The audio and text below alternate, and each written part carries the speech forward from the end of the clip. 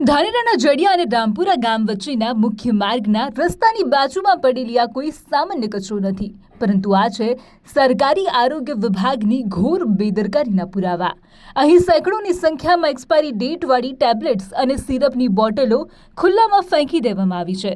નિયમ મુજબ એક્સપાયર થયેલી દવાઓની ચોક્કસ પદ્ધતિથી નાશ કરવાનો હોય છે, પરંતુ અહીં જવાબદાર અધિકારીઓએ પોતાની આળસ છુપાવવા માટે આ ઝેરી જથ્થો જાહેર રસ્તા પર ફેંકી દીધો છે।